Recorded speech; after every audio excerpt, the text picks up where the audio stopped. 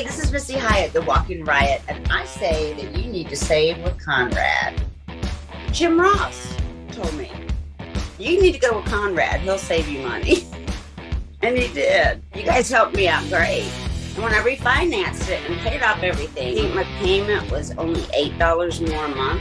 I probably saved at least over $30,000. They make everything so easy for you. Go to Save with Conrad if you want to refi your mortgage or anything with your mortgage. Just go to Save with Conrad.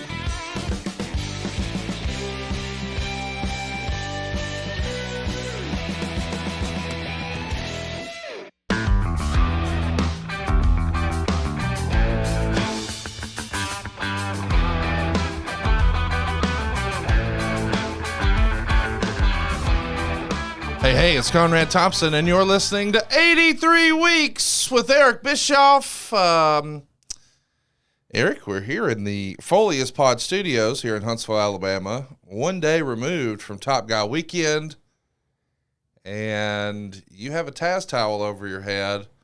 Are you bashful? Are you shy? Is it time to show that you don't? My goodness. Eric Bischoff is bald. He's back and better than ever. He's bald and better than ever. Eric, you're such a good sport. How about the new haircut, man? I'm kind of digging it. I mean, it looks cool. I'm kind of digging it. Like, I'm experiencing sensations I haven't experienced in a long time. Like when I walk outside and there's a gentle breeze that just caresses the top of my head, something I've never experienced before, or at least it's been a long time. And I'm kind of digging it. And besides, Mrs. B digs it. So that it goes a long way for to make this okay. Yeah, Mrs. B was in the house last night when you lost your hair, and I think I heard her say the comment, he looks like Sean Connery now. I mean, did that pay dividends? Roll Tide? It did pay dividends. Okay. This is another reason why I never leave home without my BlueChew. Oh, there you go. There you go. I had to pay it off.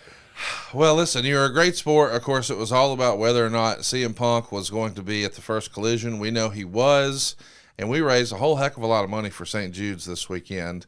Thanks again to Lucas, who donated $10,000. Yeah. He shared his testimony with us yesterday. He needed some help when he was a younger man, and there was technology developed at St. Jude's that saved his life. He paid it forward, donated $10,000 to St. Jude's. Want to shout out John and Jimmy. They donated thousands of dollars as well. All told, over $13,500 donated to St. Jude's.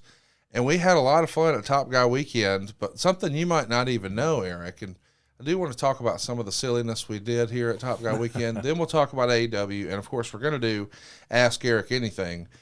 But Eric, we did like a fantasy wrestling show yesterday where the crowd, our fans, our supporters, our family members at AFS, they got to book a whole show with Kevin Sullivan and yourself and Mr. Crockett and Mr. Morton and Mr. Jarrett.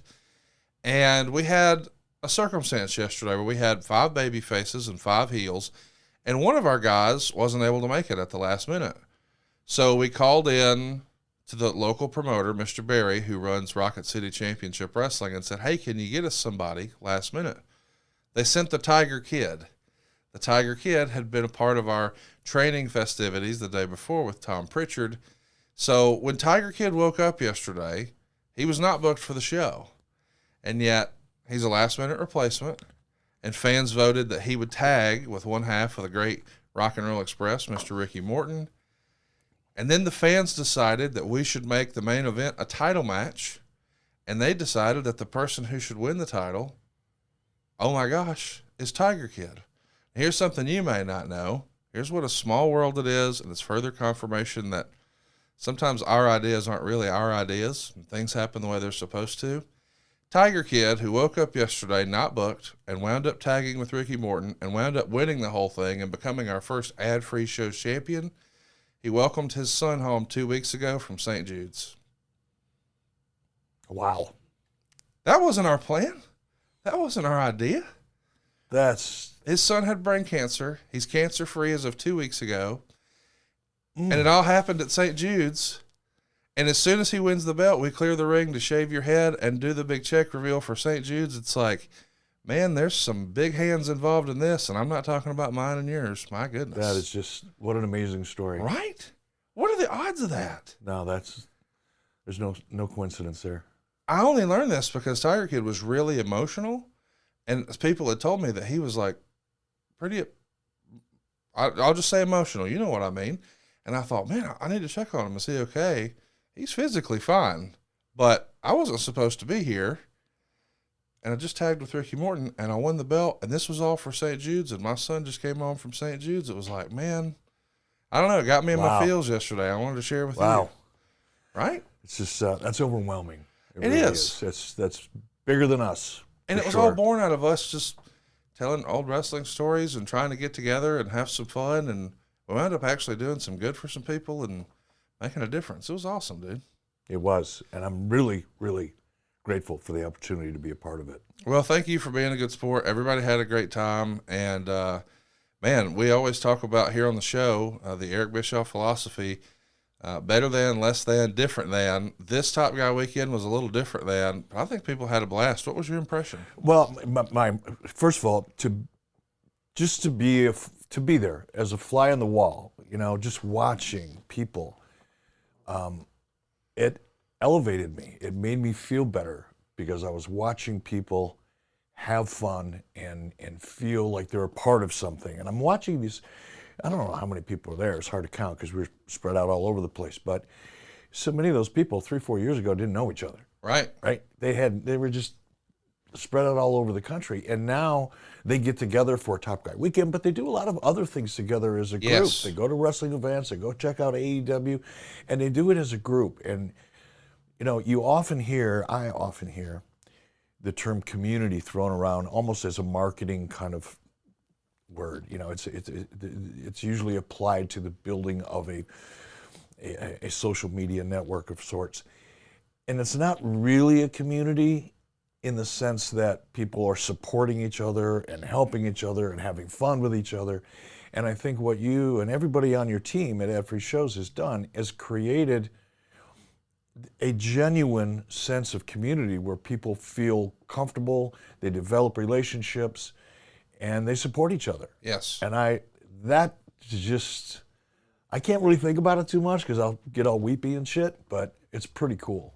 It was cool. We went really interactive this year. So Friday night we had trivia, and then we had a promo contest, which was a blast. My gosh, that was so much fun. It exceeded all expectations. It was so much fun. And then we did the fun, silly Rebel karaoke. She's doing the Coyote Ugly thing. That was a blast. Can I just say something about Rebel? Yes, please. She's awesome. Yes, she is. I have so much respect for her. She gets up there and she's one of the more entertaining people I've been around in a long time. Yeah. And she just has fun. Yes. She's not afraid to go out there and she's not afraid to go out there and make fun of herself either. Ham it up. She's just a hoot. I dig her a lot. I told her that the next morning. I saw her in the parking lot. I was out walking around about 6:30 in the morning, and I saw her getting in the car to go to the airport. And I stopped her and said, man, much respect. Because you had fun, but you allowed other people to have fun with you, and that's fun. Well said. And then on Saturday, man, we got everything kicked off with a conversation. There were some names people haven't heard from in a long time. You pulled out the big guns. We had Doug Dillinger there. We had David Crockett there. And we had Dick Cheatham there. Dirty Dick Cheatham. Right? I mean, when was the last time anybody even heard of Dick Cheatham making an appearance? Tell us about Dick. Dick was a comptroller, I think is the way it's said. Yeah. Finance guy. We just call him the finance guy. Dick didn't work for WCW, but Dick was probably the biggest supporter in Turner Broadcasting of WCW, with the exception of probably Ted Turner himself. Dick loves, to this day, loves professional wrestling. He told me he goes to 3 or 4 indie shows a month. Yeah. To this day. And Dick's, he's had some, health issues and things. It's hard for him to get around, but he still goes. He loves wrestling. But Dick is one of those people that he really knew what was going on in Turner Broadcasting with regard to Turner management and trying to undermine WCW. And from day one, from the time I got there as a C-Squad announcer, that initiative, that effort to try to unplug WCW from the Turner Broadcasting circuit, so to speak, it had been strong. And Dick was right in the middle of it. Dick's got some stories, and he's also a really funny guy. His sense of humor is, you got to be around him to really get his humor, but he's a fun guy. I was so grateful to see him because I haven't seen Dick. Now, I talked to Dick once on the phone about a year ago, but I haven't seen Dick in person, God, since I left Turner. So it's been 20 some odd years. So really, really happy to see him there. David Crockett was having a blast. You know, as always. He's like a little kid. He's the unofficial Ad-Free Show's mascot, I think. I mean, what a cool guy. He has such a blast every time. When we announced him, he came through the curtain dancing, and then he almost took a header getting into the ring. That was fun, but he's just great. It was fun. And Doug Dillinger, man, Doug's got some stories. He actually broke out a couple stories, and I was really shocked because the two people that you can't get to talk, you could waterboard them, and they're not going to talk, is Doug Dillinger and Janie Angle.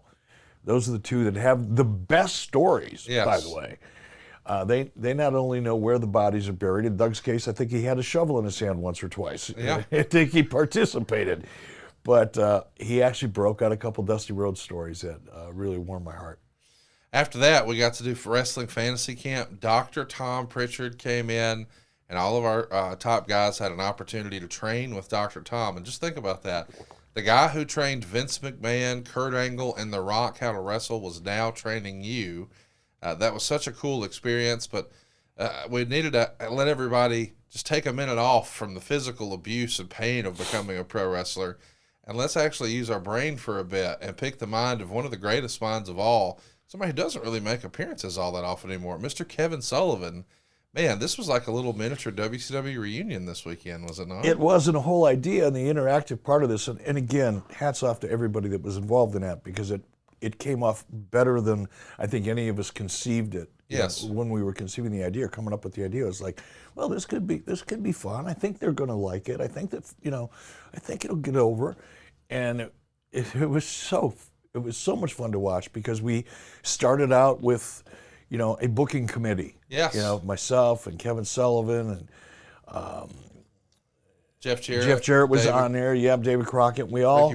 Ricky Morton. And Ricky Morton. What a blast Ricky Morton Yes. is. Oh, my goodness, what a blast he is. He had me cracking up all day.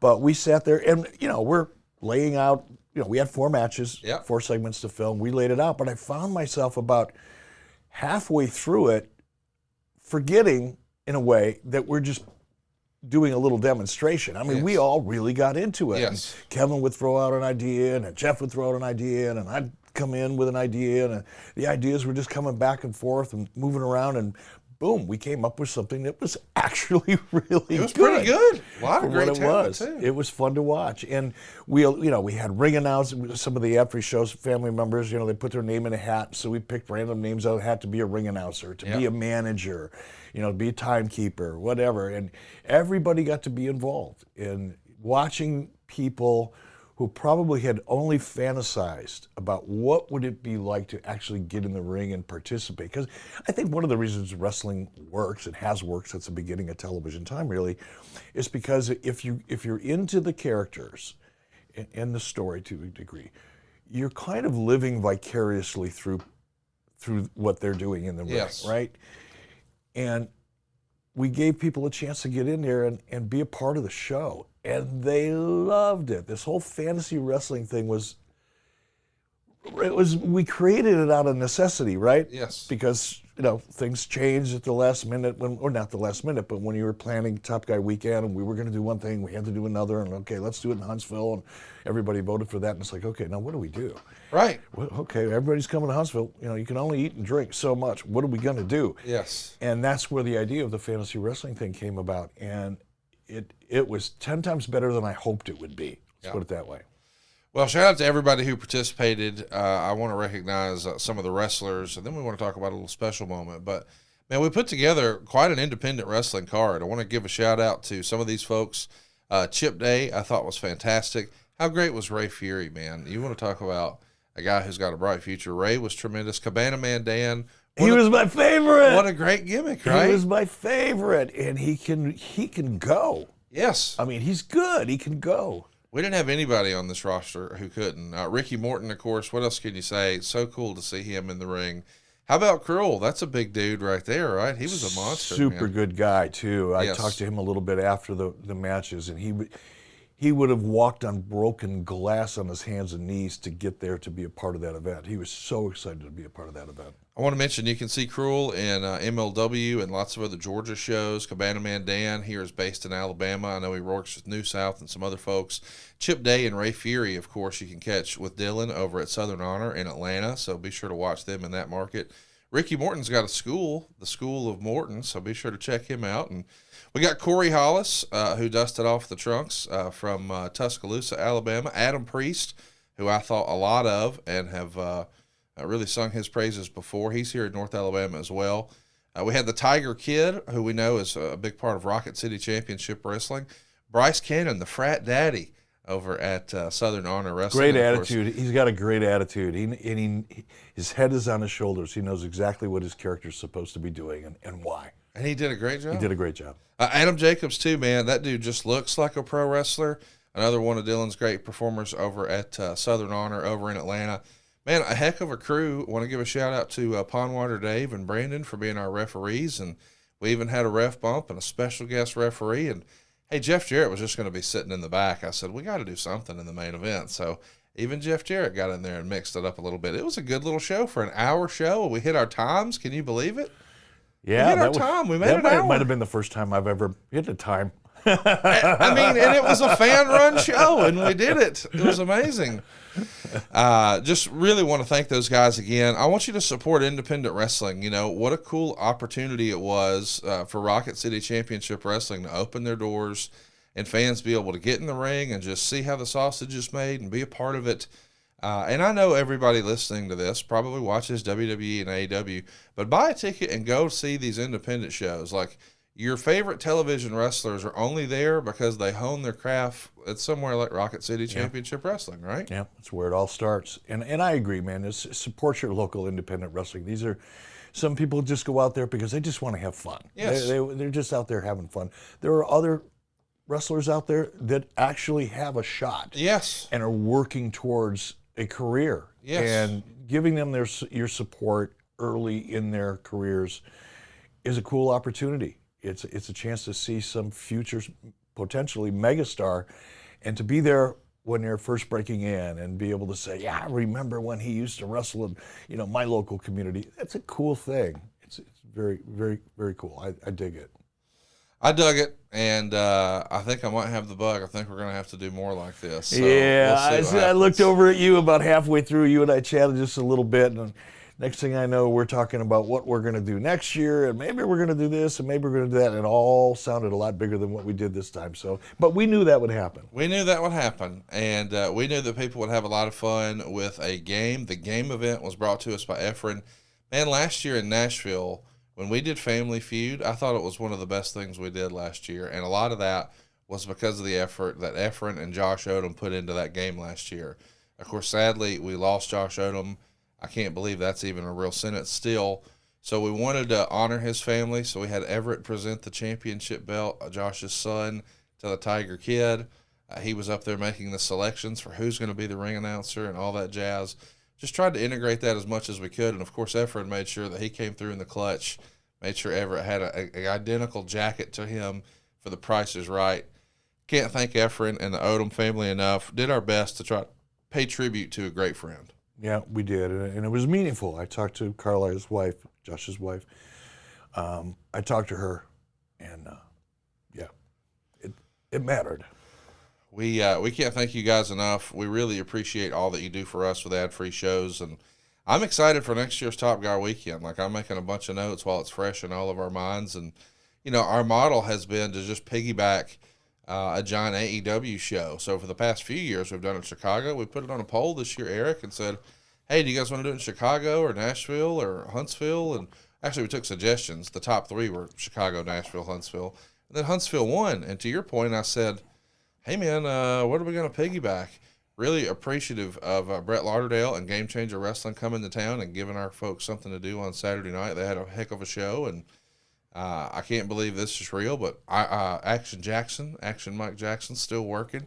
He was on that GCW show, so it was a fun event, but I came away this year kind of like I did last year thinking, how are we going to top this? You will. We'll find a way. You always do. A way. But I think they were trying to play that game last night. So normally, you guys know 83 Weeks comes out on Monday morning. We're recording on Monday morning. We wanted to do this to show you Eric's new Lex Luthor look. He's got some beef with Superman. But I wanted to see what you thought of AEW and the Forbidden Door pay-per-view. So real quick, just so you know from a business perspective, it's the biggest gate in AEW history. I think they topped 1.2 million. I believe it's the third largest gate in Canadian wrestling history. Obviously, those other two are probably WWE, I would imagine.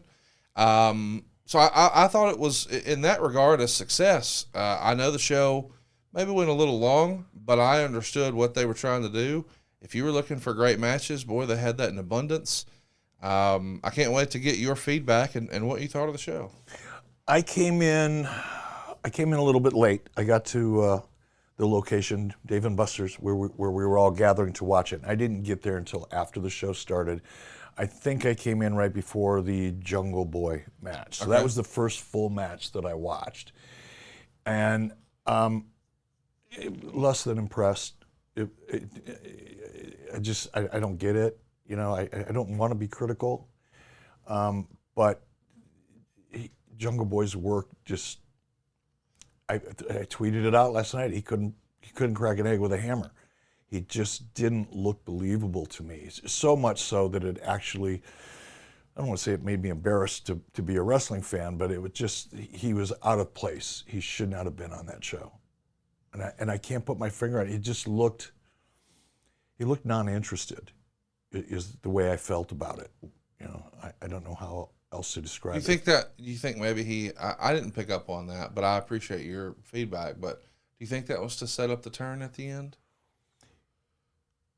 The forearms and some of the things that he was laying in there looked like he was trying not to make contact. And it just looked like he was... You thought he had an off night? Yeah, I hope it was just an off night. Because if that's an example of some of his best work and him getting up for a major show in front of a huge audience, I don't know, man. Doesn't make sense to me. The crowd was kind of flat for that one. I don't think the crowd did him any favors. I don't know if people were really behind Sonata yet, and I know that at least the folks that I know who keep up with that stuff or that stuff, meaning New Japan on a full-time regular basis, they really love his stuff. But I think a lot of American fans, myself included, are maybe a few years behind. Like, we're big fans of Okada, and we're big fans of Suzuki, and we're big fans of Tanahashi, and sort of the quote-unquote old guard. Sonata feels like maybe the next big thing, and I just don't think maybe fans are as invested in him just yet. And maybe that affected the match. I don't know. You're being very kind. Well, I'll tell you this. I would love to hear what you thought of the Kenny Omega Will Ospreay match. I've seen feedback where people are saying it's their new favorite match all time. I've seen a lot of people being critical of saying, hey, they took too many risks. I think Bryan Danielson at the post-media scrum yesterday even said, I worry about spots like that, and I'm not sure if it makes the match better. So he took a more veteran approach. But, man, those guys pulled out all the stops. Did you see that match? What did you think? I did see it. I will also admit that I have not seen much of Will Ospreay's work, or Omega's for that matter. I was blown away. Like, I said on the way over here, I was riding with Steven, and I hate to make comparisons because everybody's unique and different in their own way, but Ospreay reminds me of a tougher Shawn Michaels. Okay. He's got the look. He's obviously wrestling in terms of his in-ring capabilities are just otherworldly at this point. Yes. But it was like the new school, the very athletic, physical, dynamic, incredibly difficult and high-risk type of offense. It had all of that, but it also had Nick Bockwinkel, Vern Gagne-esque psychology. Yes. So the story was there, the psychology was there. the dynamic presentation, the athleticism, the things that people really dig nowadays, that was there, in spades. There's more than enough of that for anybody who loves that style and that presentation, but it still had great psychology. And the pacing and in the story, it was so good. I mean, I don't know that I've seen anything better in terms of a match. Now, they don't have a rock-like popularity with the audience. That audience they did, certainly. Yes, with that yes. audience they did. And that's why I don't like comparing. But in terms of the story and the action and the believability, all the things that make me excited to watch a wrestling match, Yes. I got overdosed on it. Yeah. And I was there for it. It was awesome. It really was incredible. I think you should go out of your way to see it, even if you don't classify yourself as an AEW fan or maybe you're a lapsed fan. I would highly recommend that match. I would not be surprised if, I know Meltzer gives ratings on a 5-star scale, but he's exceeded that. This might be a 9-star match. I mean, it was silly awesome. Really, really good. Coming out of the main event, I don't think you had a chance to see that one. Bryan Danielson has a broken forearm. He busted it just 10 minutes into the match, but still continued the match. But I can't imagine anyone trying to follow Omega and Ospreay. Like, what a nearly impossible task to even try to tackle. Yeah, that would be kind of a downer, right? Right? And Bryan Danielson has the ability to, be the best match on any card, Yes. on any continent, Yes. in the right situation. But even a guy like Bryan Danielson probably had to go, damn. How about that? Like, Damn. I got to follow that, and now my arm's broken. Here we go. Like, my goodness. Yeah. Really an incredible showing. Really happy for AEW setting a record. It's just awesome to hear. And it feels like WWE is setting records every single live event they go to. Wrestling seems to be on a big uptick right now, Eric. And I'm curious, you've seen Collision now, and you were really heaping praise on. Now you've seen, what this New Japan thing looks like. The next big event everyone's going to be talking about is Wembley Stadium. And at the post-match press conference, they talked to Sting. Are you going to be at Wembley Stadium? He said he is going to be there.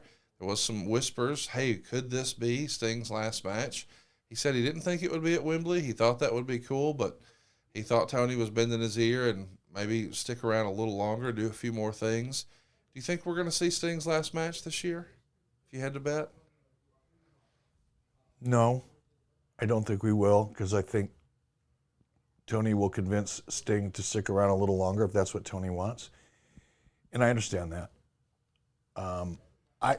Personally, I'd like to see Sting retire because, first of all, he's going to be in 65, 70,000 people. Yeah. If you're going to put a period at the end of the last sentence in the last chapter of your career, go out big. Hard to beat that Go one. out big. And I don't know that he'll get an opportunity. Maybe, but I don't know he'll get another opportunity to go out in front of a crowd that big.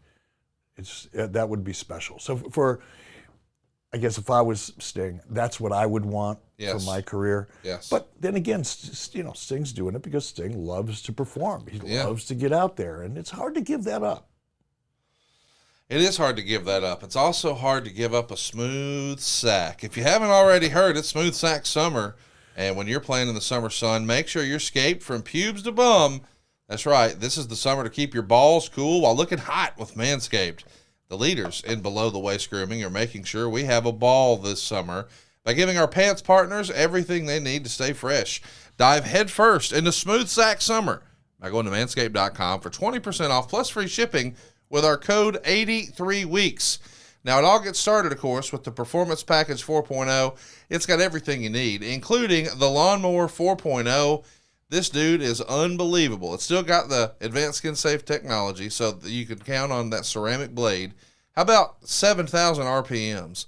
How about a travel lock? They just added that. And now, of course, we've mentioned before, a 4,000K LED spotlight just for your junk. Oh, it's also waterproof, so you can do it at the beach, the lake, the shower. Come on now. And how about this? We've got all the liquid formulations you need, too. We got the Crop Preserver Ball Deodorant. We've even got the Crop Reviver. How about a couple of free gifts like the Boxers and the Shed Travel Bag? Be sure to check out the Shears 2.0 nail kit, especially if you're rocking sandals this summer. Seriously, Manscaped has everything you dudes need just in time for summer. Get 20% off plus free shipping with the code 83weeks at manscaped.com. That's 20% off plus free shipping with the code 83weeks at manscaped.com. It's smooth sack summer, boys. Get on board or get left behind. Eric, it looks like somebody got after your head for smooth sack summer. Yeah, I was going to say this is kind of appropriate, and I'm digging it. Now I can't walk around with my balls swinging in the fresh air, but you know and this Wyoming, part's working. Well, in Wyoming, nobody I could. would see. No, I can be out on my deck. Nobody would see. Nobody would care. How often do you get naked on your deck? It's happened. Really? It's happened. Like this calendar year?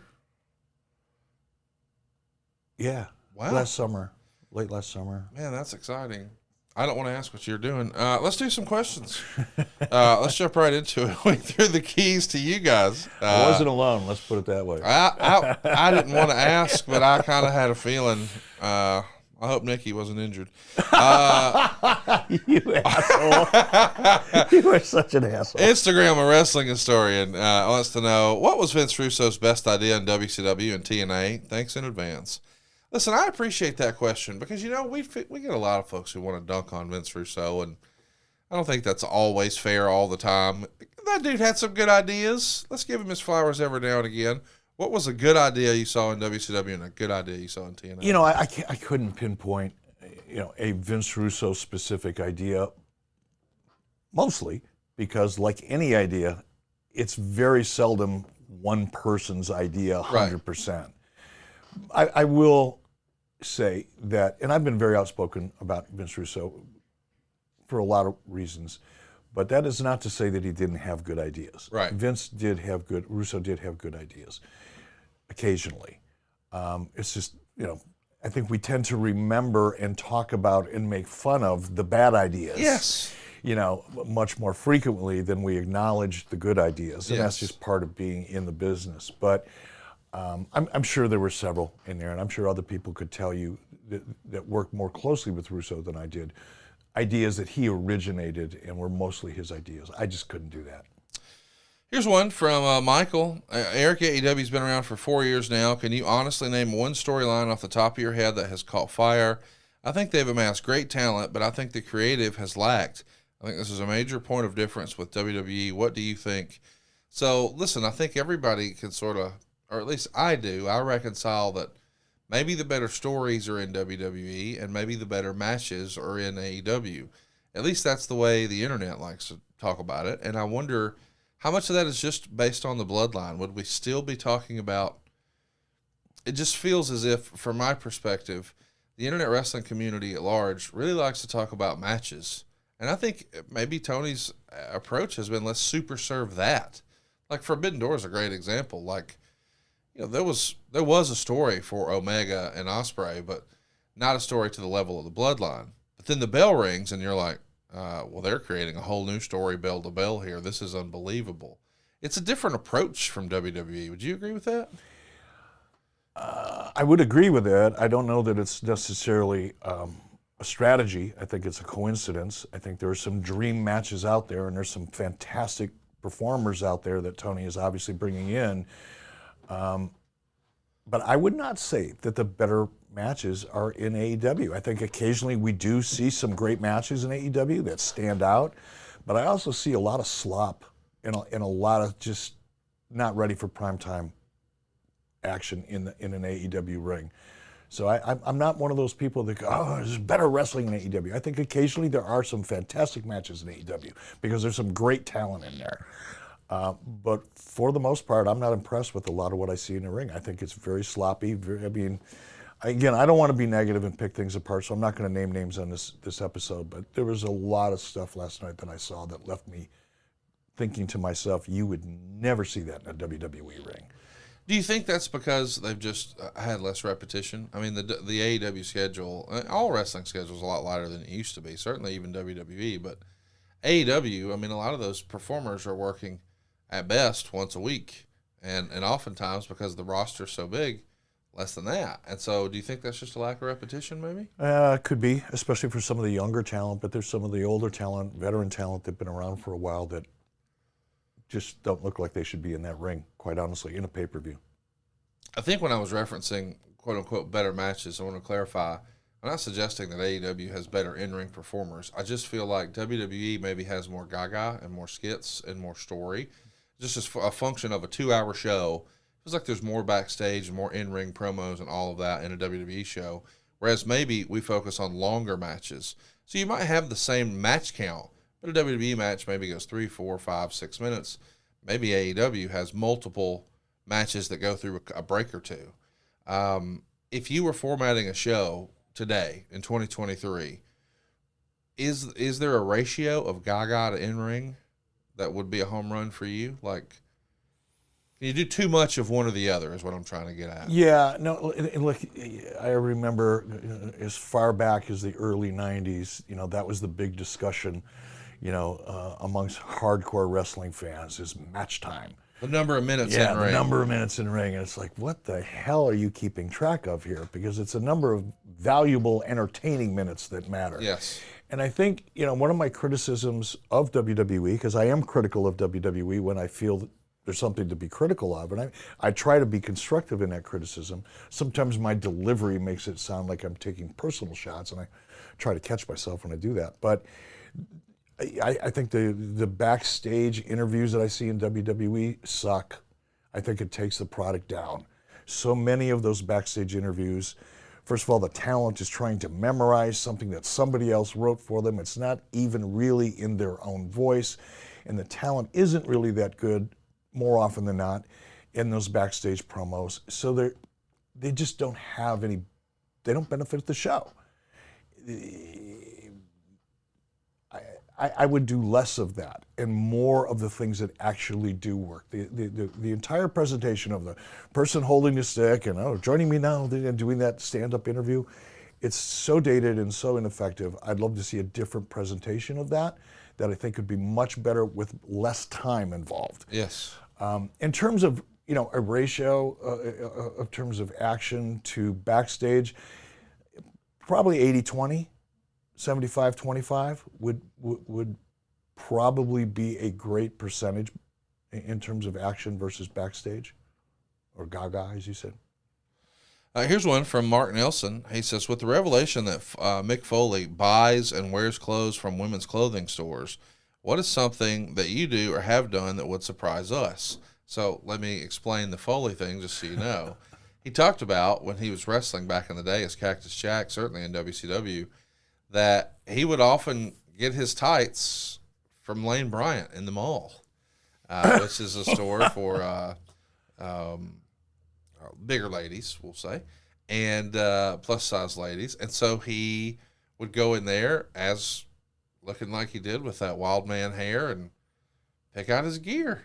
So is there something that maybe you've done for a long time that's been a regular part of your life that fans don't know they might be shocked to hear? I can't think of it, really.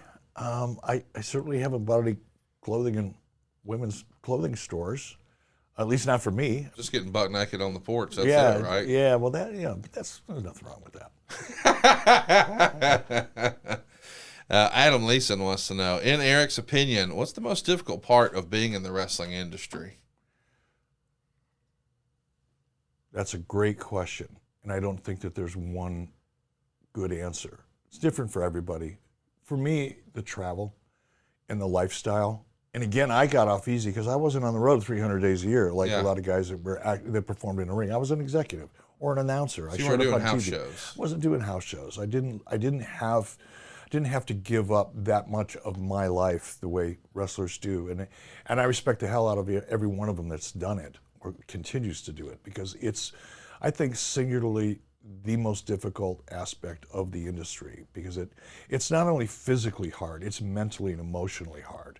And it has such an adverse impact on your personal life. It's hard to have a relationship. It's hard to be close to your kids. It's hard to do a lot of things when you're on the road that much. And then to make it even more complicated and treacherous from time to time is you have all of the things that people do are tempted to do to kind of numb yourself to the fact that you're not with your family, you're away from your home, you're sleeping in a hotel, it's tough. It's a great life for, somebody that's 20, 25 years old that doesn't have a wife or kids or doesn't aspire to have a wife or kids.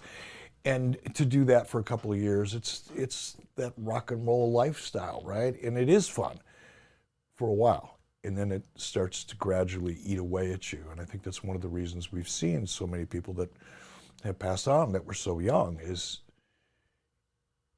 the toll that being away from home and away from your family eventually takes on you and how it manifests. A lot of heartbreak in wrestling. You can get disappointed about injuries or politics or your successes or lack thereof, and then the travel and the time away from the family. It's a tough road to hoe. You got to really love it, man. You got to really love it, and you've got to be mature, and Yeah. you've got to recognize when things are starting to fall apart on you internally. Just got to be aware. Here's one from OPW Chris. Without announcing a single match, AEW has sold over 60,000 tickets for their UK debut. In your opinion, especially with Tony's involvement with the Jags, is AEW ready for a U.S. stadium show? If not, what do you think they need to do to reach that zenith? It's a great question. Do you think they could have done that here in America? No, not yet. Not yet. It's such a unique situation, right, for AEW, who on average probably delivers 50 to 75,000 viewers a week in the UK, are the numbers that I've heard. Yeah. That means that just about every single person in the UK that watches AEW bought a ticket to go watch AEW. Not a percentage of the total audience. Like, the entire freaking audience bought a ticket to go see AEW. That's very unique. Well, we know that's not realistic. So what it probably is, I think it's got to be this. It's got to be a lot of WWE fans or lapsed fans who are like, hey, this is a big wrestling event, and I want to go check it out. Like, that stadium matters. So, like, if they were running Wembley Arena, maybe they wouldn't go. But, this is where they ran SummerSlam 92. It's an event. It's a big, I want to go. It's a big deal. And Yep. I can think of myself in other genres, not wrestling, remove wrestling from the equation, where it's like, I don't know if I want to go see that concert. Oh, it's in a special venue. Like, if you see Andrew Dice Clay back in the day running Madison Square Garden, if he was running at a regular comedy club, okay, I may or may not. Wow, MSG, well, that feels like a big deal. Yep. And I think that a lot of fans who are just lapsed wrestling fans or maybe WWE fans who don't consume the product, they had to say, I just want to be a part of this. Because I don't think mathematically it would make sense for us to assume literally everyone who watches the show. No. I agree with you on that point. And to take that a step further, I think, and again, this is going to come off as a negative, and I don't mean it to be. It's just an observation. People, settle down. But I think the new car smell aspect of AEW, the fact that people, to your point, I heard about this. I don't watch it on television, but I'm going to go check it out. It's an event. And there are some names in AEW that WWE fans or lapsed fans will be excited about going to see. So I get that. But to answer the question, the reason I don't think that AEW can have that kind of success here in the United States is looking at their track record. Over the last 4 years, they go into a market and it's huge. They sell it out, do a great job. The next time, not so much. The next time, not so much. I think once you go and experience it and you check it out, I think that satisfies a lot of the audience that are buying tickets in places like Wembley, the first time that they come to that market. I want to track them and see how they're doing the second time they're in a market, the third time in their market. And if those numbers start to come up and they start improving upon the last time they were in any given market, then I think you're building towards that point where sometime you could go into a big market, but I don't think they're there yet. Here's one from Jason. He wants to know, what are Eric's thoughts on Kevin Kelly, a.k.a. Nails, returning to the wrestling scene for the first time in 22 years during SummerSlam weekend? And was he really supposed to have a small role in the NWO back in the day, 97 to 99? So let's talk about Nails. I know he had a cup of coffee with WCW. I think he was the prisoner for that one match with Sting. But he just popped up, and they announced he's going to be a part of WrestleCon over SummerSlam weekend. people haven't seen or heard from him in a long time. I think Mike Johnson just recently sat down with him for High Spots. Are you surprised to see him making his way back into wrestling? And is the rumor true that was maybe an idea to do something with him in the late 90s? I was surprised. I haven't heard Kevin Kelly's name in a long, long time. He's a Minnesota guy. Yeah. Yeah, he was a bail bondsman in Minnesota before he got into wrestling, I believe. A legitimate badass. Worked with Kevin a little bit in the AWA. Kevin was in the AWA when I first arrived in 1987. As a matter of fact, I've told the story before. I was sitting in an office about the size of Dave Silva's, really, that I had built myself. I had put this 2x4 studs up and sheetrocked it and painted it, did all this stuff myself. And I was really excited about it. And the paint still had the new paint smell. My office still smelled new, and it was right adjacent to the television studio where the guys would cut their promos, right? And I heard a big commotion. I've been in WWE, AWA for, I don't know, 45 minutes maybe or so. It was a short period of time. And I'm sitting in my freshly painted new office that I built myself, and I get a big deer head hanging on the wall, big, beautiful whitetail I got a couple of years earlier. And all of a sudden I hear this giant commotion, and right underneath the deer head that was mounted on the wall, in comes Sheik Adnan LKC's head. All I see is the top of his head coming through my freshly painted new walls. Kevin Kelly ran him right through the wall because, fortunately, he didn't hit a stud because they were, I think, 18 inches apart. It went right in between the stud, otherwise he would have caved his head in. But yeah, there's like, welcome to professional wrestling, Eric. My goodness. That's my first memory of Kevin Kelly. Surprised to see him? Yeah, because we haven't heard his name in a long, long time, and he just popped up out of nowhere. As far as NWO, I think it was Hulk actually suggested that at one point, and we talked about it. But for whatever reason, we didn't go with it. Yeah, you got to think the next morning Sheik Adnan woke up with a headache. And I know that you and I probably would have every weekend or every day this past weekend if it weren't for Zbiotics. These guys are the maker of the world's first genetically engineered probiotic. Your first drink of the night for a better tomorrow. It's been engineered by a team of PhD microbiologists. You see, Zbiotics is a probiotic drink that breaks down the byproduct of alcohol, which is responsible for rough mornings after drinking. It's so easy. Step one, have a Zbiotics. For your best results, make Zbiotics your first drink of the night. Step two, drink responsibly. Pace yourself, hydrate, and get a good night's sleep. And here's the best part. Step three, enjoy tomorrow. Wake up feeling refreshed and ready to take on the day. This is the real deal, man. And listen, it's easy for us to sort of gloss over this, but when you have weekends like we did, man, we don't always feel like we used to. We need a little bit of help, right? Need a lot of help. And I love the approach that Zbiotics takes in the biomes and the digestion. I've talked about it before with other products. It's such an important part of your overall health, but when you overdo it, as we all did this week, or I'll speak for myself. I did. I surely did. It's a great bet. I feel great this morning. I'm ready to go. No issues at all. And Zbiotics is the way to go, man. And a lot of people get confused, Eric, and they think that it's dehydration, and I just need to wake up and chug a lot of water. That's not the reason you feel rough the next day.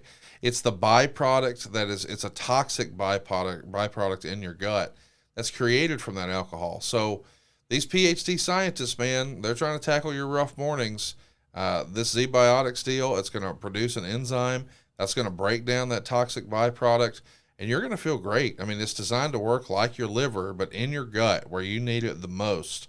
So remember, drink Zbiotics before drinking alcohol. It will make a difference. Give Zbiotics a try for yourself. Go to zbiotics.com/83weeks. You'll get 15% off your first order when you use 83 weeks at checkout. Zbiotics is backed with a 100% money-back guarantee. So if you're unsatisfied for any reason, they'll refund your money. No questions asked. Remember to head to zbiotics.com/83weeks and use the code 83weeks at checkout for 15% off. And we thank you, Zbiotics, for sponsoring today's episode. Let's do another question here. This one's from Colby. Were there any cool random perks that came for working with Turner? Now, of course, Colby's making some examples here, like snacks or nap rooms. But I wonder, does that mean you got Braves tickets? That'd be a cool perk, right? I did have access to Braves tickets. Yeah, that was fun. I did have it, and Hawks tickets as well. I didn't really take advantage of it much. Didn't have a lot of time. My kids were young. Didn't want to.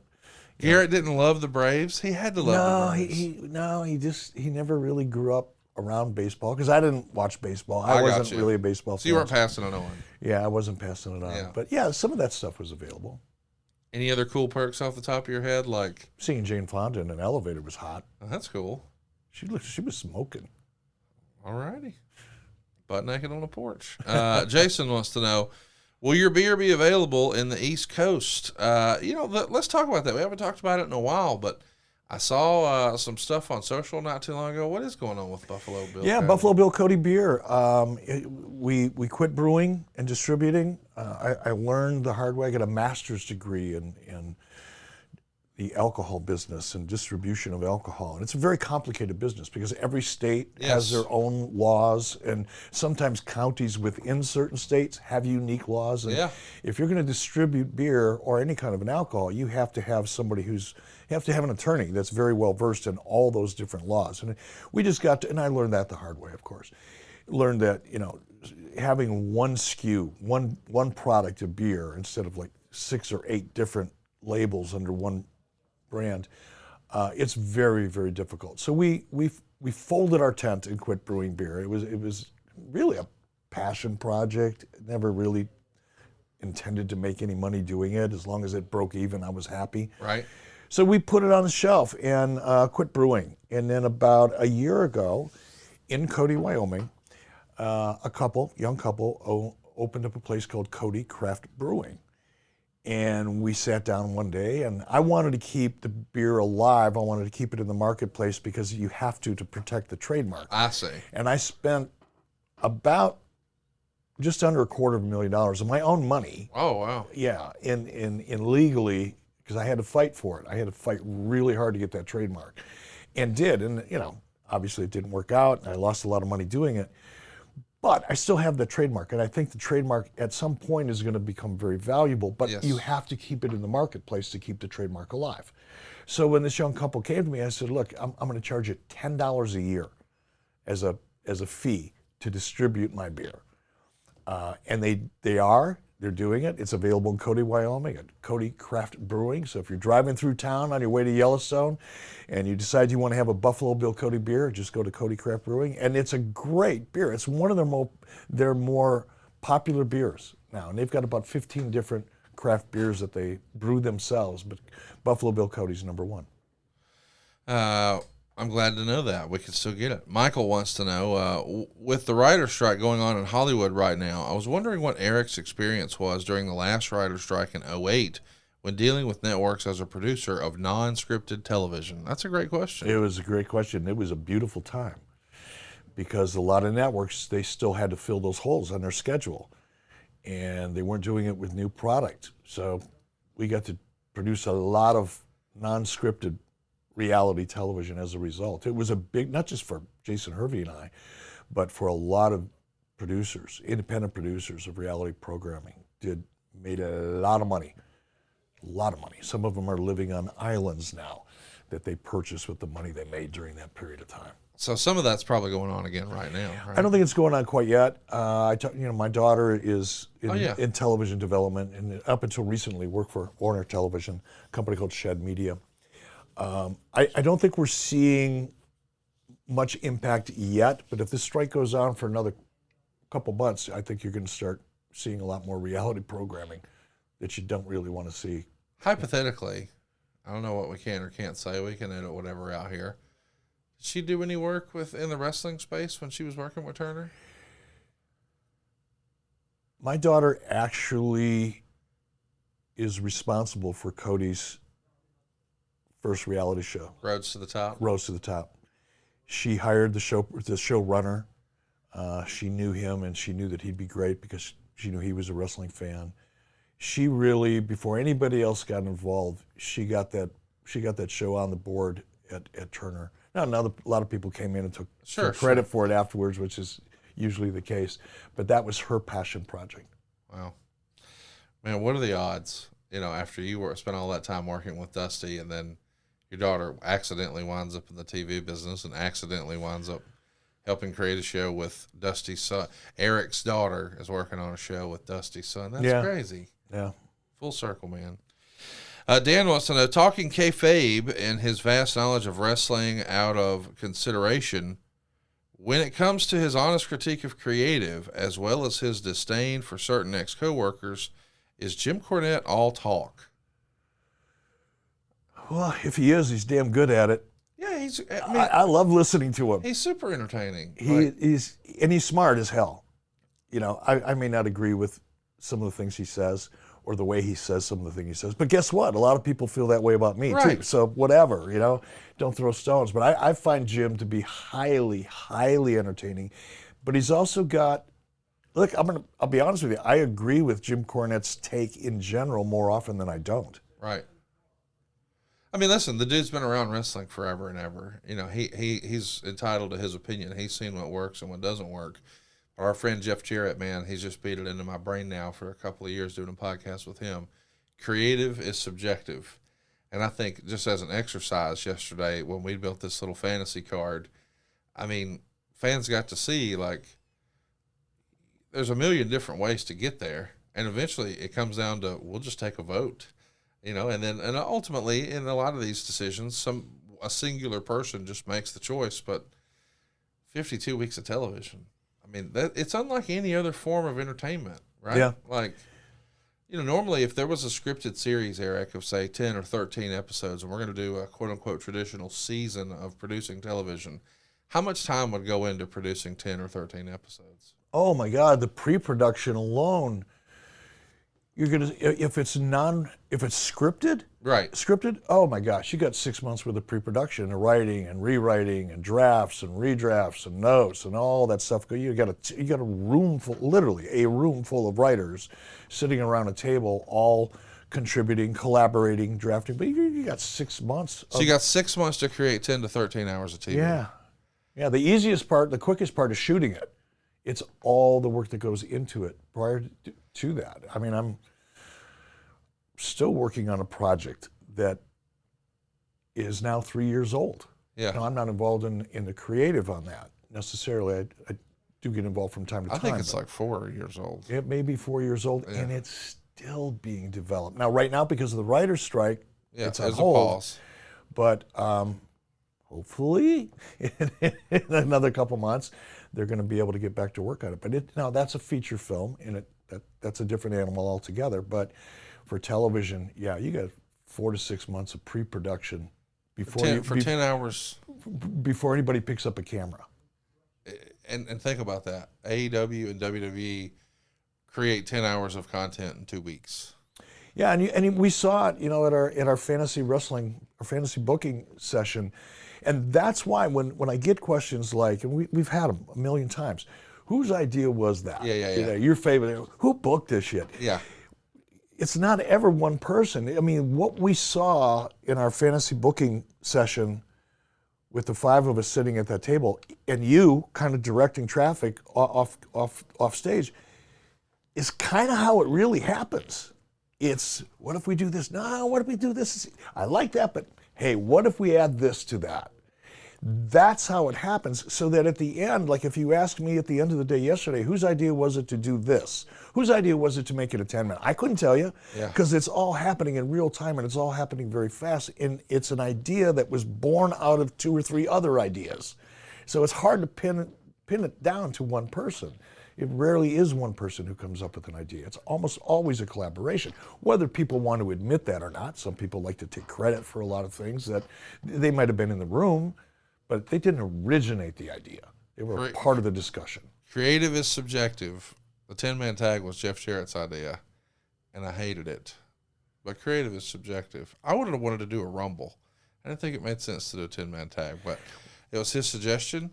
The fans got with it. They voted. Well, that's the thing. 10-man tag. That's the thing. The head of the booking committee was 100 people sitting around ringside. That's what they wanted. So that's what we did. Yep, we just went with it. And I was with you. I don't like 10-man tags anyway because there's too much going on. It's hard to get invested in any one thing that's happening when there's that many people. So I agree with you on that. And that was a relatively small ring. And I thought, oh, that's just going to be a lot. It's going to be like 10 people fighting in a bathroom. It's going to be tough. But it's what the audience wanted. So we gave it to them. We gave them what they wanted, and everybody went home happy. I think I've gotten to that point, though, where that finally clicks for me. Like when I was a kid, my dad used to, because my dad's been in sales his whole life too, or not really, but he's been in sales my whole life. And so he taught me when I was a kid, Eric, some will, some won't, so what? The idea being, when you're in sales, you get told no a lot. Like that's your job. You get told no for a living. So you got to, as Eric, or as Vince used to say, you got to learn to eat shit and like the taste of it. You got to get comfortable with no and rejection, and it can't just destroy you. You got to just keep going. Like it's just part of the deal.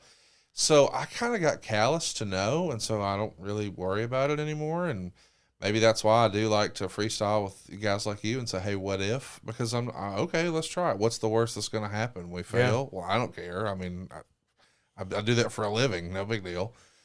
I say all that to say, though, I think the same approach has to apply occasionally to wrestling. Like, hey, man, we don't have 6 months to produce 10 hours of television here.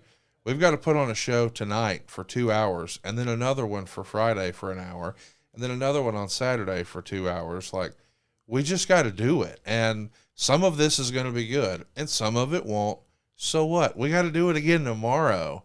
And really getting in tune with that, I think, has changed the way I look at wrestling. But I don't know that I would have really embraced that without, because my dad saying some will, some won't, so what, with regard to sales, I think is the wrestling equivalent of Jeff saying, creative is subjective. We got to do a show today, Connie. We're going to do one, and then we'll do one tomorrow, and then we'll do one. But they can't be perfect every time. They're never. We going don't have to be. the 6 months. It's not, and even if you did, it wouldn't be perfect. Something would happen. Someone would be injured, or something happens. Or the idea that you thought was such a great idea during that 6 month period of time that everybody worked on and everybody bought into, and then when you see it, you go, "Ooh, it wasn't nearly as good as I thought it would be." Right. It happens. Super fun. Let's talk about Frank. He says, you think cutting the cord and streaming services have affected the ratings? Personally, due to work, I have to DVR or record the shows and watch later. Is this a factor in the numbers, or is it minimal? I don't know, for me to try to take a strong position on that. I think it's obvious that it has. The streaming and cord cutting has clearly had an impact on viewership. To what extent, I'm not qualified to answer that. I do know that there are, in terms of DVRing and things like that, there's ways that Nielsen accounts for that and credits some of that viewership. But statistically or on a percentage basis, I'm not qualified to say. The Rosencoaster says, who is the most valuable person behind the scenes in WCW that you couldn't afford to lose in the WWF's Monday Night Wars? Janie Engel. Wow. And I almost lost her. I remember you telling me. And I fought hard to keep her, like really hard to keep her. Part of it was because I had so much affection for her. She was a part of our family. Right. My kids called her Auntie Janie. When Lori and I would travel or go out of town or we just needed a night off or whatever, Janie would come over and take care of our kids. And she really was a part of our family. We went out, she came on vacations with us. And there was a point in time, and I don't remember when, it must have been in 98, I think, or 99, early 99, when things were tough in WCW. Again, talked about it at length. I'm not going to go into it again here. For a lot of reasons, it didn't have anything to do with what was going on inside on television. And it got very stressful for a lot of people. And I think because I was really under a ton of pressure, that put pressure on. I'm sure I wasn't the most pleasant person to be around. Positive of that. But I think it got to Janie as well. And Jim Ross offered her a job. And Janie came to me and she said, Eric, I got to go. Yeah. The amount of money that they're offering me, I've got to take it. And I went to Harvey Schiller and I said, Harvey, I don't care how much I'm not supposed to give raises, because at that point in time, Turner was forcing us to cut budgets. We weren't allowed to hire anybody outside of Turner Broadcasting. There was a lot of things I was no longer allowed to do from a financial perspective. And I said, Harvey, you got to back me on this one. We can't let Janie go. And I was able to keep her, but I fought hard. I fought hard to keep her. Here's a great question here. Squeegee wants to know, with hindsight being 2020, what pay-per-view would have benefited from being held at MSG if you could have been doing that during the WCW days? So let's think about that. You and I have talked a little bit about sort of the big shows. I sort of assumed that Starrcade was the biggest show because it was for Crockett. You said no, in your opinion, it was Halloween Havoc. Would one of those shows, or maybe a summer show, could that have made sense at MSG? Like, if you could fantasy book a show, and it's no longer in the arena it was held in, and it's dropped right in Vince's backyard, the most famous arena in the world, what would it be? Halloween Havoc. Yeah. Can you imagine Halloween in New York City, Madison Square Garden? You'd have people come and dress in costumes and all kinds of crazy nonsense, and that would have been just awesome. Yeah. 96, 97, 98, one of those? Yeah, any one of them. Yeah. Would have been something else. And I'd love to make a bet right now, but I feel like I've taken advantage of you. Thanks to our friends at Henson Shaving. Eric, you got the hedge clippers out, but I do think maybe the move is we got to get you cleaned up with a Henson razor. When you get home, Conrad. I'm just thinking when you get home, you could go get the Dawkins look, start buffing and polishing. Like, you can keep this if Mrs. B likes it. If she digs it, I may do it. Yeah. I'm not going to commit to anything right now. I I realize what happens when I make a commitment. Next thing I know, I'm sitting in the ring getting my head shaved by 3 people. Listen, we love Henson Shaving, and the reason Eric is bald today, serious business, is because of a silly transition to this commercial. We really believe in this product. I'm going to be using a Henson razor forever and ever, even if they stop advertising on our program. This is the best razor I've ever had. It is a regular part of my life now. And it wasn't even the original plan, man. These cats are aerospace parts manufacturers. It's a family-owned business that's been making parts for the International Space Station and the Mars rover. And now they're using their aerospace-grade CNC machines to cut the thinnest razors you've ever seen. I mean, think about this. These razors are just 0.0013 inches. Now, I know what you're saying to yourself. Self, how thick is that? Well, it's less than the thickness of a human hair. Think about that. It's thinner than a human hair. Now, what that means for you is a secure and a more stable blade that gives you a vibration-free shave. And the razor also has built-in channels to evacuate hair and cream, which makes clogging virtually impossible. And as a business guy, what I appreciate most is that Henson Shaving wanted to make the best razor, not the best razor business. That's no plastic. That's no subscriptions. That's no proprietary blades. That's no planned obsolescence. You see, this looks and feels like an old school blade, but it's got all this new age tech that allows the razor to be 0.0013 inches. But this is the same style of razor that every wrestler is familiar with, and it's the same type of handle that your dad and your grandfather used to use, except your parents never had a razor this thin, 0.0013 inches. Now, Eric, when you run down to the drugstore or the grocery store, man, they keep all of their doggone razors under lock and key because they're so expensive. That is not the case with Henson here. It's only like $3 to $5 a year to replace the blades. So it's time to say no to subscriptions and say yes to a razor that will last you a lifetime. Visit hensonshaving.com/83weeks to pick the razor for you and use the code 83weeks and you'll get 2 years worth of blades free with your razor. Just be sure to add them to your cart. That's 100 free blades when you head to hensonshaving.com/83weeks and use the promo code 83weeks. Henson razors are the real deal, aren't they, Eric? They're amazing. Absolutely amazing. It's just what they can do with technology anymore is who'd have ever thought that CNC machines would be producing razor blades? It's crazy. It is. Check it out. You'll be glad you did. Normally, when something is better, it costs more. This is better, and it costs less. You got to see it to believe it. Go right now, hensonshaving.com/83weeks. Ryback's Only Fan wants to know, if Fusion Media Ventures had been successful with the purchase, how long did you plan to stay with WCW? So, of course, if you would have gotten your hands on it, would this be something you held forever, or would this be build it and flip it? What do you think? There's 2 answers to that. The first answer is it would have been build it and flip it because that's the business that Fusion Media was in. I got you. They were in that business. So that's probably what would have happened, which is why, by the way, when I did when WWE did the DVD, came out to my home in Wyoming several years ago now, and at the very end of it, I said things turned out exactly the way they should have with WCW, because I realized then that had Fusion Media been successful, it would have been there would have been an exit strategy, right? And it would have gotten sold to someone else. And I think one of the reasons that WWE has been so successful is because it's been in the McMahon family for as long as it has. It was a family business, a big family business ultimately, but it was a family business. At Fusion Media, it would have been a transaction. Likely, we would have held on to it. Fusion would have held on to it for probably 3 to 5 years. And after they turned the corner, their goal would have been to flip it. I would have wanted to keep it in the family. That's what I would have wanted, but I wouldn't have won that discussion. 2 Count Kyle says, Eric, what's the funniest thing you ever saw in your time in wrestling? And was there anything ever more fun than firing Honky Tonk Man? Kyle, come on, why are you stirring it up? What's the funniest thing you saw in wrestling? I don't remember.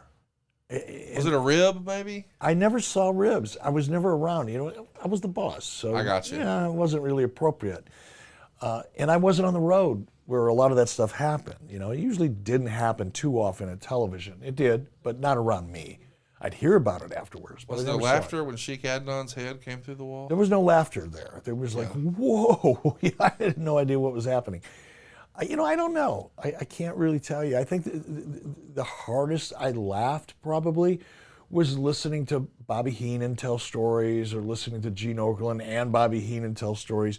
If you got Bobby Heenan and Gene Okerlund together, and there was a cocktail or 7 or 8 or 9 involved, it was like stepping into, it's like being in Las Vegas and stepping into a great comedy act. And you just sit there and relax and listen. And those guys would tell stories all night long, and they were so good at it that I laughed my ass off. That's probably it for me. Curtis Snyder wants to know, how did scheduling WCW pay-per-views against WWF pay-per-views work? Did they have first dibs over a certain date, and you waited until their pay-per-view schedule was released to schedule WCW's? What was that process? It was, from what I recall, and I wasn't involved in that process at all. That was Sharon Sadello, probably Mike Weber to a degree. But we worked with DirecTV, we worked with the pay-per-view providers, and essentially negotiated those dates. And WWE did have a lot of advantage because they were making more money for DirecTV than WCW was, so they would get the choice real estate. Hazard F5 has a great question here. We might need to tweak it a little bit, though. He says, you've mentioned that Spike at one point was interested in owning shares in TNA. If a network owns a significant or majority share of a promotion, would that have a detrimental impact on the ad revenue / income for the promotion? And if the network were to close down or sell off their shares to a third party, what kind of issues could the company potentially be facing? So let me ask it differently. I think the gist of the question is there a downside to a promotion having or a network having an interest in a promotion? I can't think of one. I can't think of one. I can only see the upside to it.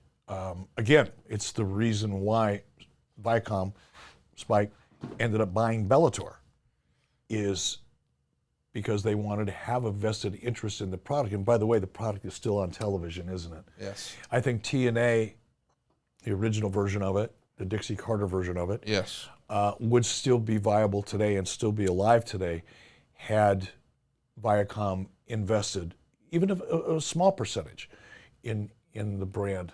But I can't think of a downside. I really can't. You know, when you have a minority investment in something, there are bylaws that you anticipate issues like, well, what if this investor decides they want to sell it to somebody that you're not really comfortable with? If it's a minority interest, it really doesn't have too big of an impact, and you can anticipate a lot of that in the agreement, in a buy-sell agreement. So, I can't think of a downside really. Let me ask you this. Not talking about what TNA could have done, not talking about what AEW might one day do or what have you. Let's talk about WCW. Had WCW not been owned by Turner and it was a more traditional setup like a WWE, and we didn't have these intercompany allocations, and we were getting television rights and we could get sweeter deals, when the network asked for a new show, they didn't just say figure out how to pay for it. There was some return on that investment, and we didn't really get any of that in the existing setup in WCW. Had WCW been separate and had a WWE type setup, would they have survived? I think if WCW had not been a part of Turner Broadcasting and didn't have Ted Turner there to save it, I think if it was a privately run business, it would have never seen 1993 or 1994. Right. So we know the Crockett thing's done. Yeah. I'm just wondering. Let's say with the creation of Nitro. Let's start there. So in the fall of 1995, we're going to start this new company, WCW, because we know it was a dark period from 89 to 95. It's the ashes of Crockett. Business was down. Blah blah blah. But there was a new found investment in the product with the launch of Nitro. And for the first time, it created profit. Mm-hmm. And I'm curious if at that point, okay, Eric, you're on your own. You're going to provide the programming to us, and we're going to do a deal like WWE does. You get your pay-per-view money. You get your merch. You get your licensing. We're going to pay you some television rights. We're going to become, a rev share on some sponsors, blah, blah, blah. Does that change anything? Do you Sure. think? Yeah. Sure it does. Again, in a what if kind of scenario, right? Fantasy booking scenario, so to speak. Turner would have elected to sell WCW to a third party in, say, 95 or 96 or 97 or 98. I think WCW would still be alive and still be viable and still kicking ass to this day. But because, again, I get tired of talking about it, and I know people get tired of hearing it, but because of the merger and the intention of those who were the architects of that merger and their desire not to have WCW as a part of their programming, that didn't happen. But had it been sold in 96, 95, 96, 97, 98 to a third party, it'd be a whole different ballgame. I mean, at the end of the day, I know we've talked about it a lot, but I still don't think some of our listeners maybe it's clicked with, because I have to admit it didn't click with me right away either. But the idea is you have to report to Wall Street, hey, we had a problem, but we fixed it. These areas were losing money, so we cut them. So what they did is they shoved all their bad shit on the WCW books to show, hey, we had a problem, but we found it, we addressed it, we've cut it out. It's no longer an issue. So this is going to be trending up from here. So why not just throw all of your trash out right then, slide it all over? Oh, no, it's no more. That was all part of wrestling. Yeah, we lost money on that, but we cut it out. We're out of that business now. You had to have a story to sell to Wall Street, and you had to have a place to take out the trash, and that became WCW. Yeah, and a lot of that trash was from divisions of Turner Not Broadcasting. wrestling. Not wrestling. That had nothing to do with really WCW. They had, a distant, Turner Home Video, for example. Yes. Okay. Turner Home Video was still a business unit that Turner wanted to keep alive, so to speak, but it was incurring a substantial amount of losses. Well, if they know that WCW is going to go away, because they're going to make it go away. Shove it over there. Shove it over to WCW. Done. This little division looks a lot better on the books now, post-acquisition or post-merger. This little division that we want to save looks a lot healthier now than it would have otherwise. And in the meantime, we know WCW, we're going to pull the plug on this anyway, so just dump it all over there. That's what happened. That's the look and the perspective that a guy like Dick Cheatham and Guy Evans, who wrote the Nitro book, brought to life. Some of those decisions and transactions, if you will. Well, let me give you a little spoiler. I sat down with Dick Cheatham recently, and we talked for hours, and we break down a lot of the WCW financials and exactly what happened, and that's going to be an Ad-Free Shows exclusive. So if you haven't already, go check out adfreeshows.com and try the first week for free on me. Jack Styles wants to know, Eric, if by December 1998 you had a choice of 3 hours of Nitro and no Thunder, or 2 hours of Nitro and 2 hours of Thunder every week, what would you choose? 3 hours of Nitro. Really? Yeah. Just from a production standpoint, it saves a lot, right? Saves a lot.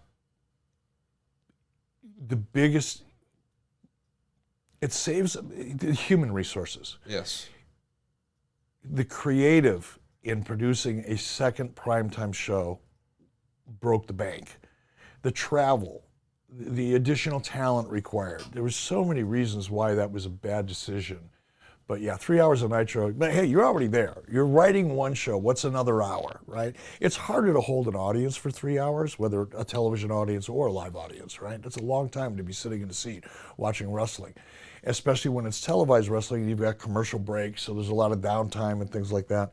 But man, I would have chose 3 hours of Nitro over 2 hours of Thunder all day long, every day. Chris Morris wants to know, with the way the world has changed, do you think controversy can still create cash in 2023? Hell, it still is. What do you mean, can it? Look around you. Yeah. It's creating a lot of cash for a lot of people. In business, outside of business, in politics, you name it. Controversy is king at printing cash. Is it just me, or does it feel like since the Monday Night Wars to now, yes, I'm talking about wrestling, but more than just wrestling, just like society, does it just feel like the herd mentality continues to get bigger and bigger and bigger? It does. It's amplified by a multiple of social 20. media is probably the reason. Social media is part of it, but yeah, no doubt. Let's do this. This is a super fun exercise. I got excited just reading the question. Great question from Adam here. Hey, Eric, if the end was flip-flopped and WCW bought WWE in 2001, would you have done an invasion-type angle? And if so, how would it have played out? Gosh, that's fantasy booking. I don't know. I'd have to think about that for a couple hours with an ice-cold beer. Would you have liked the idea, though, of trying to probably, knowing me and just what was working at the time and my attitude about things, I probably would have figured out some cool way of doing an invasion. Would you have kept the at that point, let's pretend Thunder's still rolling, would you have renamed Thunder Raw or something like that? Like keep the Raw brand alive? Probably, because a lot of equity in that brand even back then, right? Yeah. So do you think you would have kept Raw, moved Raw to the Thunder spot and kept Nitro on Monday? That would have been an option, and it would have been a good one. Yeah. It would have been a great one, actually. It's fun to think about. It's fun to think about. It is. If I don't think about it too long, because then I get angry. Oh, what could have been? Man, that was a great question. I really want to talk about that one day. Mike Mackler wants to know, what was your relationship like with Nick Bockwinkel in WCW? That is a great question. I think Nick,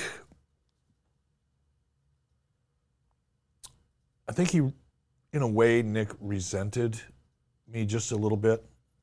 And I understand it. I didn't take it too personally. I was disappointed, obviously. But, I brought Nick in, to make him the commissioner because I had so much respect for him.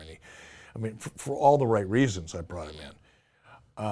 But I think Nick was at that point in his life where he really felt that he could do more than what I brought him in to do. Yes. And the fact that I didn't tag in with Nick for a little bit more consultation and bring Nick in a little bit more, just listen to him. At that time, I didn't, and I didn't need a lot of advice at that particular time. Not that I couldn't have used it, certainly in retrospect, but the fact that I didn't tap into him, I think that, and I understand that. I can relate to that a little bit. It's like, I'm here. Why would you not just pick up the phone?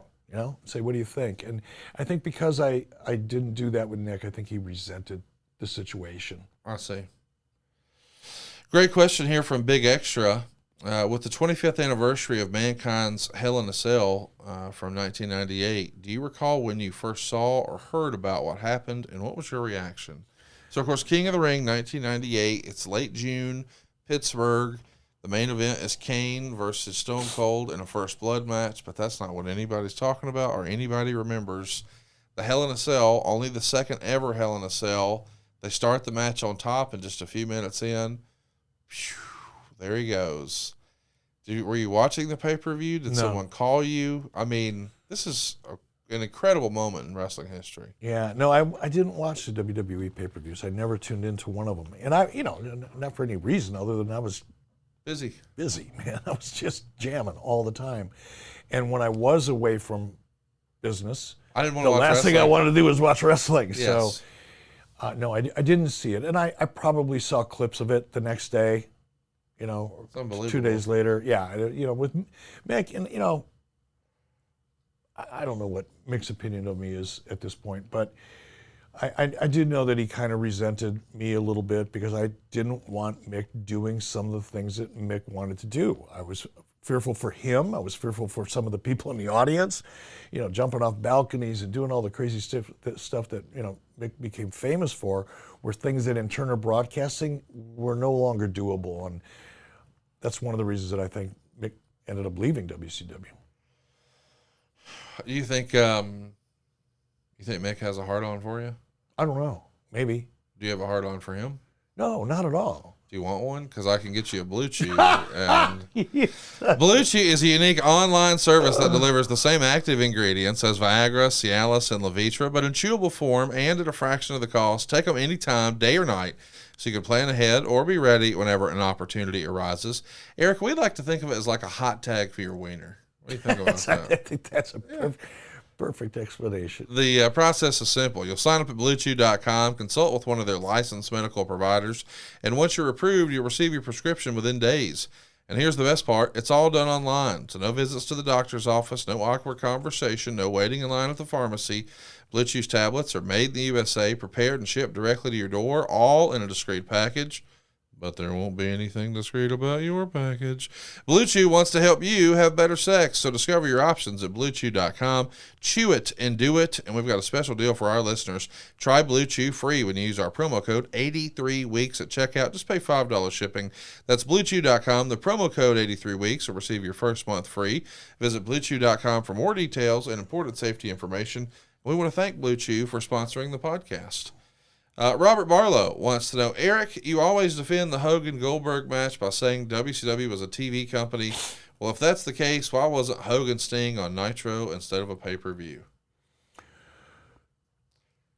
Because in 1997, we were kicking WWF's ass, and we needed a shot in the arm by July of 98, and that did it. Yeah, I don't know. It's a hard one for me to answer. You know, I mean, it's not like two things can't be true at the same time. Right. I can't defend that. It's a kind of a smart-ass question. It's a gotcha. Well, you didn't get me, bitch. There it is. Come on now. Colby wants to know, what non-wrestling entertainment project are you most proud of to have been a part of? That's a great question. Oh. Non-wrestling entertainment project. What are you most proud of?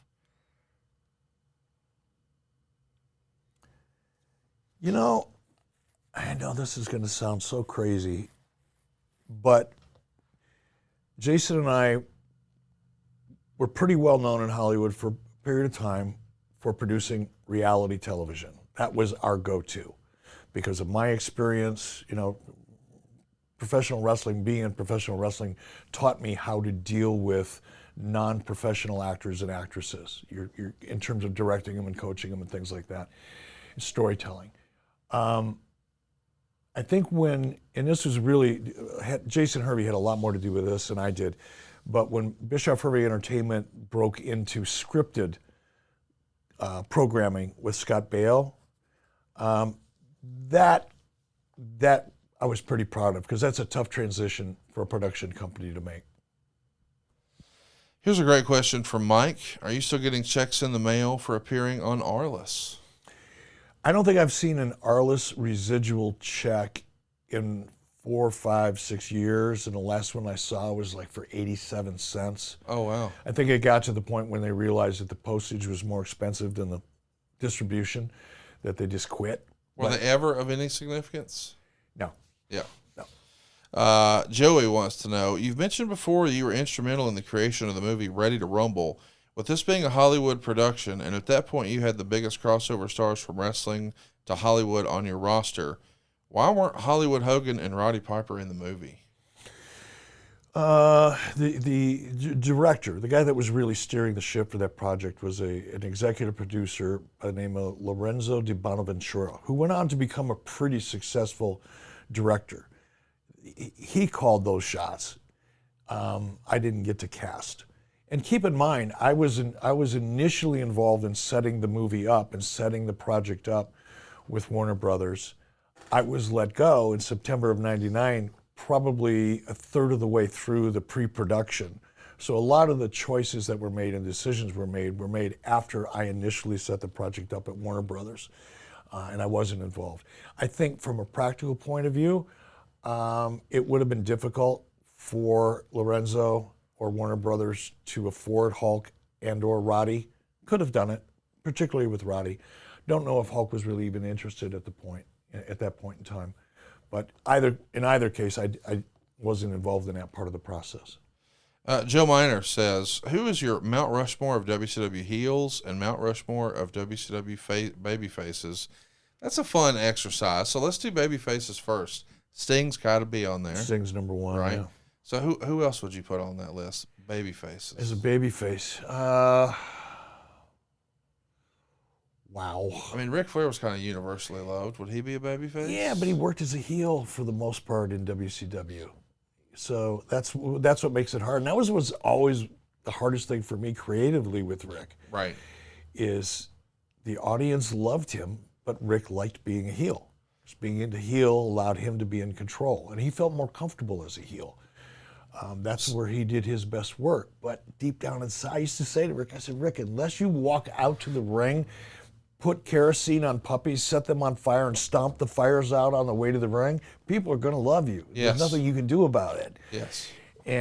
But he still loved working as a heel. So Goldberg. Goldberg definitely is a babyface. So Sting, Goldberg, DDP? You got to put DDP up there because of just the rapid transformation and evolution of his character. You got to put that up there. Is Lex Luger a babyface? Would you consider him more of a heel? Who else would take the fourth spot? So we got Sting, we got Goldberg, and we got DDP. Man. Any suggestions from the peanut gallery? Would Booker T be I think Booker T would have been there. I also think Chris Benoit would have been on that list. Well, then Benoit's out, Booker's in. Let's do heels. We got to do 4 heels. We got to put Hogan up there. Absolutely. Got to put Flair up there. Right next to him. Now there's 2 others that we can put on the heel WCW Mount Rushmore. Is Scott Steiner up there? Is it somebody else? Scott Is had Vader on there? Yeah, you got to put Vader on there because he was in his day. He was such a huge man that could do so many amazing things, and he was believable. Yeah, he was a believable, credible heel. So Hogan, Flair, Vader. We got one last spot. All-time heels. All in Nash. You know, we didn't even mention the Macho Man on the other side. We put Booker T there, which is great. Booker deserves it. Yeah, Booker deserves it. I'd stick with Booker. So who's the fourth heel?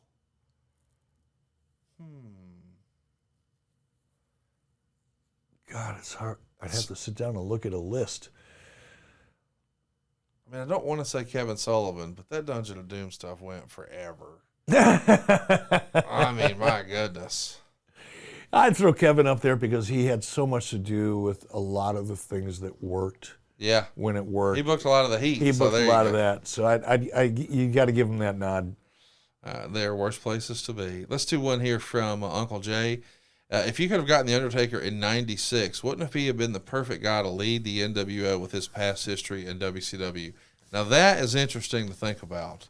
What if, and I know it would have looked a lot different, but instead of Hulk Hogan coming down that ramp, that iconic set at Bash at the Beach, it's an all dressed in black Mark Calloway.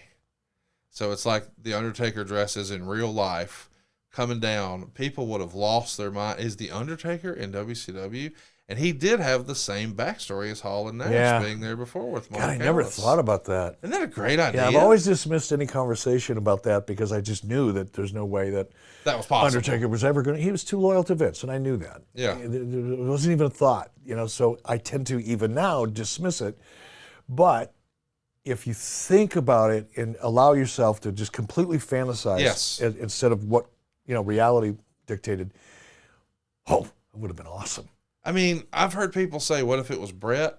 Undertaker's it makes even more sense. Yeah, Brett wouldn't have made any sense. I mean, it would have made sense, but it wouldn't have had the impact. Had the same connective tissue as Hall and Nash and the backstory that we were here, we left, got over, and now we're back to TakeOver. And I think that when I say Brett wouldn't have worked as well, it's because the reason that Hogan worked so well is because, for the most part, nobody had ever seen him do anything heelish. Yeah. He was the ultimate multi-decade babyface, face of professional wrestling, arguably, for such a long time. The reason that WWF became the WWF, in large part, was because of Hulk Hogan. And I think the shocking nature of Hogan turning was something that I don't think Brett would have been able to achieve. Brett wasn't that established, iconic, multi-decade babyface like Hogan was. Taker kind of already was. Yeah. I mean, I get excited just thinking about the visual. We're going to have Silva work up a Photoshop where we got Undertaker there with his black hair, not the hat on, just the black shades and the black hair, just like what Hogan did. But an NWO shirt by Hall and Nash, man, what could have been? That would have been a shocker. Now it's like the new generation of the WWF. They're taking over here. Yeah, wow. And I think the advantage an Undertaker move like that would have had was because people had seen Hogan in WCW before. They assumed he was coming in to save the day, right? Yes. When Randy was in. People hadn't seen Undertaker. Well, for the most part, people hadn't seen Undertaker, so it would have been a double shock. Not only was Undertaker now in WCW, he's here to save the day. No, he's not. He's here. Oh, gosh, that would have been awesome. Man, great idea. Excellent job. Where were these people when I needed them? Uncle Jay, shout out to you, man. Last one. James wants to know, you stated on some past podcasts you weren't aware of some of the lawsuits that were going on in WCW. Would Nick Lambrose or Diana Myers say to you, hey, Eric, I took care of this case for you, or would they let you know what was going on beforehand? When I say I wasn't aware of them, I don't think I said I wasn't aware of them as much as I wasn't involved with them. Certainly, I'd be aware of lawsuits if they were related to WCW, because in many cases I had to either give information or take a deposition or get a deposition, things like that. But I wasn't involved with them on a day-to-day basis. And they would update me if it was necessary, if there was a development in a lawsuit that somehow impacted WCW financially or any other way. I'd have to be aware of that and made aware of that. But if it was just something that was settled and went away, then no, it wasn't on my list of things to think about. Well, I said one more, but here's our real last question. I saved the best one for last. Dylan Leahy wants to know, does Eric finally see the value in CM Punk? Of course, he asked this as you have a smooth head. Look, I get it. A lot of people enjoy CM Punk. He's moved the needle some. No question about that. I'm not denying that. I just don't think, and we'll see what happens over the next couple of weeks. I predict he's going to lose a lot of steam. Him coming back, especially with the backstory and all the crazy drama. And you think the news is going to wear off? I think that I think it's going to wear off. I think it's going to settle back down, and I think we're going to see the same pattern in ticket sales and ratings that we saw when Punk first arrived. Yo, he's here, he's in AEW. I don't care so much anymore. Let's see what happens over the next couple of weeks. Maybe I'm wrong. I hope I'm wrong. I got no axe to grind against when I do a couple, but for the most part, it's nothing personal. It's just what I see and what I read and what I hear. I just don't think that there's as much value in CM Punk as CM Punk thinks there is, or Tony Khan. Some of your quote-unquote axe to grind with Punk is about comments he's made about Hulk Hogan. Look, and it's not because Hulk Hogan is a friend of mine. That would be obvious to many people. That should be obvious, I guess. But that's not it. I think when a guy like CM Punk relies on cheap heat to get himself over, to me, he's showing his ass. He doesn't really have the game when it comes to promos that people think he has, because he's got to rely on the cheap heat to get the response. He's got to appeal to the dirt sheet Dave Meltzer audience in order to get that cult-like following that he has. And he's over as hell with that audience. But I don't think the general audience really gives two shits as much as that hardcore audience does. So we'll see if I'm right. Well, we will see if you're right. And you talked about what we'll see happening in the next few weeks. Well, what you'll see happening in the next few weeks is going to be us talking about Bash at the Beach 95, the invasion of WCW into the WWF after the close, the downfall of the NWO, the transformation of Hulk to Hollywood, taping at Disney, the 20-year anniversary of your match with Shane at SummerSlam, WCW in Canada, you becoming an EVP, and so much more. But next week, as we watch your hair grow back, we're going to be talking about Johnny B. Bad, his time in WCW, your thoughts on the gimmick and the man, maybe whether or not Rena Mero was ever considered to be a part of WCW, and of course we'll talk about what he's doing now. And you can keep up with everything we're doing over at adfreeshows.com. You're hearing all the great stories at the start of today's show about Top Guy Weekend. Why not make plans to join us next year? I think it's the best value in wrestling, and I think you could ask any of our members. Just see what they're saying using the hashtag TGW2023, and I think you'll say, you know what, I need to be there next year. By the way, if your business targets men 25 to 54 years old, no better place to advertise than right here with us. You've heard us do some of the same companies year after year after year. Why is that?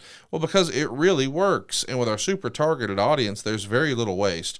Go right now to advertisewitheric.com and find out more about advertising here on 83 Weeks. You heard Eric say he was grateful for the weekend. Find out about his new approach to life at his new book. It's on Amazon called Grateful by Eric Bischoff. Be sure to follow us on social media as well. That's easy to do. It's at 83 Weeks on Twitter, Instagram, and Facebook. The easiest way to support the show is to go hit the like button, subscribe, and turn that notifications bell on. And listen, leave us a comment, a good comment, a bad comment. We want your feedback. We want those comments at 83 Weeks on YouTube.com. And we've got a bunch of new swag. Maybe we need a new Lex Luthor-inspired shirt for Eric over at boxofgimmicks.com. Eric, we had a great time with you in Huntsville this week. This is a little different, us recording in the Foley pod studio, but I appreciate you coming down. I had a blast at Top Guy Weekend. Yeah, I did too. I'm actually looking for it. So, Mrs. B came along. We were talking about it this morning. She had an absolute blast, and I wasn't sure, it's a wrestling kind of thing, but she like I am very grateful that she got to be a part of it. We are too. We're grateful for you guys. Greatly appreciate everybody who showed up and showed out. Thoughts and prayers still with the Odom family. It was a fun time to memorialize them and remember them and just keep them in our thoughts and prayers. And want to again thank John and thank Jimmy and most of all thank Lucas. What an incredible donation. Over $13,000 donated to St. Jude's. And they opened their wallet. But, man, you're going to be wearing baseball caps for the summer here. I don't know, man. I think I'm going to I'm just going to embrace it. I'm going to embrace the bald. Who's going to be most shocked to see you in Cody with no hair? My dog? Yeah. I was thinking about it this morning. She might bite me in the ass. Well, probably for what you're doing on the porch. We'll see you guys next week right here on 83 Weeks with Eric Bischoff. Hey guys, it's the hardcore legend Mick Foley here, and I need to call a quick timeout, a brief timeout, because I wanted to tell your listeners what I have been telling Foley is Pod listeners for a while now about all the cool things happening over on adfreeshows.com. David Crockett and Conrad go day by day through June of 1985 in Jim Crockett Promotions on the latest episode of The Book, the month that the grandson of a plumber arrived. June 30th, Cody Rhodes is going to be born. I mean, his dad is wrestling with Tully Blanchard in Los Angeles, and Dusty's got to hurry home and rush out of there and get home to Charlotte to see his wife Michelle give birth to the American Nightmare. It's a special day in Jim Crockett Promotions history. Jake the Snake Roberts chatted live with Ad-Free Shows members about his Hall of Fame career and a story about Ron Garvin you won't soon forget. Everybody's got a tell, so if they do that, then here comes his comeback.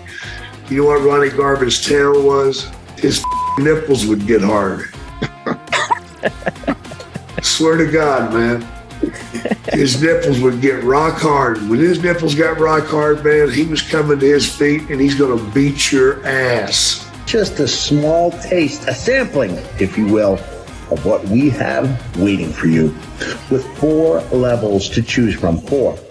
See for yourself why ad-free shows is the best value in wrestling today. Sign up now, right now, at adfreeshows.com. Yeah.